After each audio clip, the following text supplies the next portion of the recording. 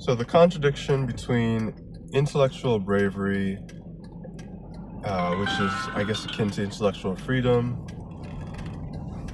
freedom of the mind to be creative and to not be constrained by expectation alone. The freedom, that kind of freedom, conflicts with material freedom, which I've sort of outlined as being wealth, career success, a degree of comfort in life, or seems to conflict with the pursuit of such things for a number of reasons. First of all, interest in materiality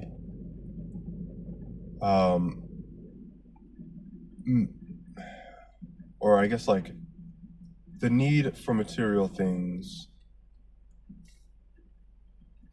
means that you have to be invested in the outcomes of your pursuits. So you can't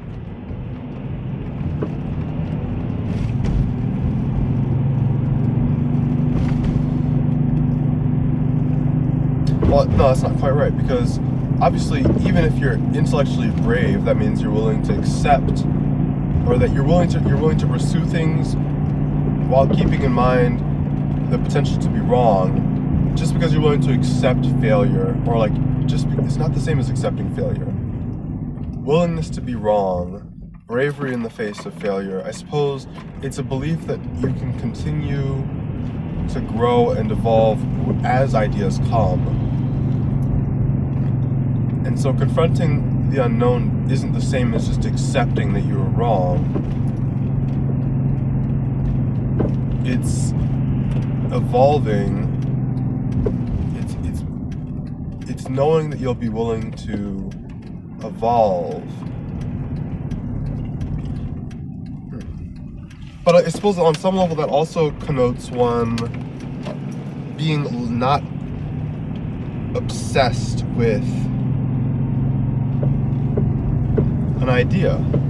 You can sort of step away from an idea and say, you know, that this idea is important, but not so much that I couldn't step away from it if perhaps it were disproven. And if ideas have very little to do with material outcomes, or would seem to, then being detached from it, being able to detach from those ideas.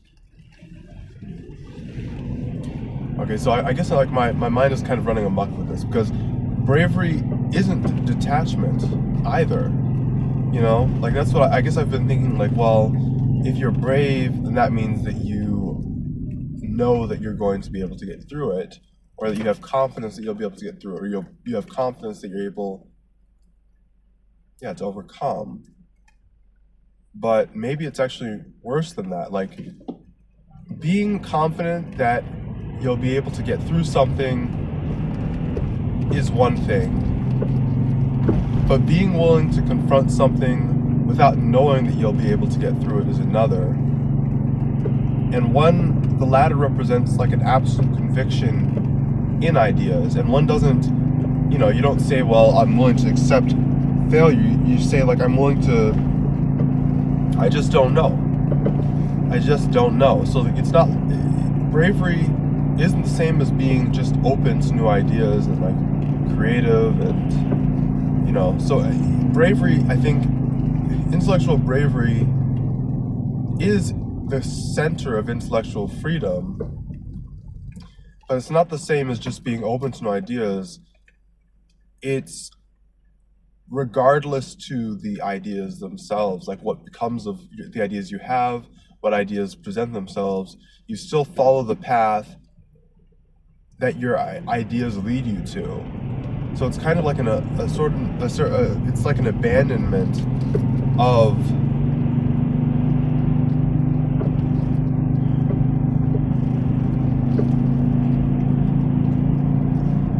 of the need to preserve yourself in some sense. You know, so it's like, it's different because if you're just open to ideas, that means you're willing to abandon ideas.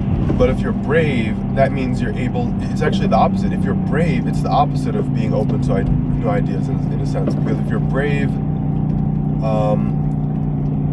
you'll go down with your ideas. You'll say, or not like you'll go down with your ideas. If you're brave, you're willing to go down with your ideas, pursuing those ideas to the fullest extent.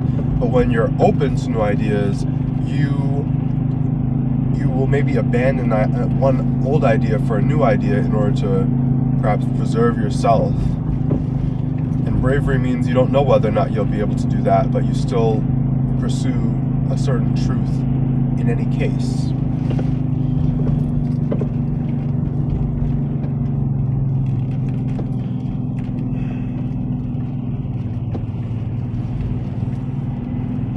So there is no contradiction. The contradiction would have been if I said that intellectual freedom was like openness to new ideas. In the case of when you're open to new ideas, then that means that you're willing to abandon things, abandon old ideas in order to, you know, old wrong ideas you can sort of discard, you're free to do that. And that would contradict the sort of, you know, that kind of freedom would sort of contradict the freedoms associated with materiality I discussed before, because, or the pursuit of those things, like the pursuit of openness to new ideas would sort of contradict a pursuit of material things, material freedom in a certain sense, because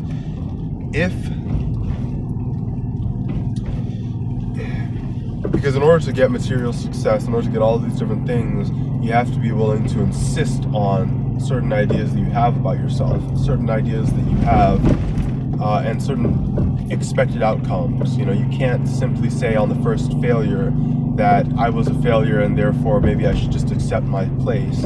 You have to insist upon those ideas. You can't just be open. I guess in the case of the intellectual freedom that I'm discussing, which is associated with bravery, there's no contradiction, because in the case of your expectations for the outcomes of the ideas that you have, you pursue the ideas without fear, not without fear, but in spite of fears that one may have of unknown outcomes.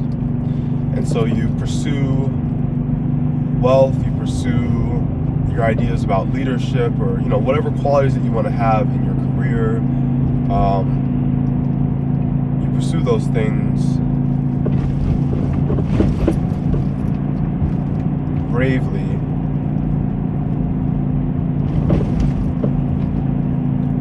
in spite of your fears that you'll fail. But I guess what's weird is that in the pursuit of things like money and power, there is no real downside. So I don't know if it really requires the same kind of intellectual freedom that I was describing before, because there is no downside to pursuing money and power unless you value intellectual freedom for its own sake. Right? Because other than that, you really don't have anything to lose. There is, like, if you don't pursue your food and your money, then you're just going to perish.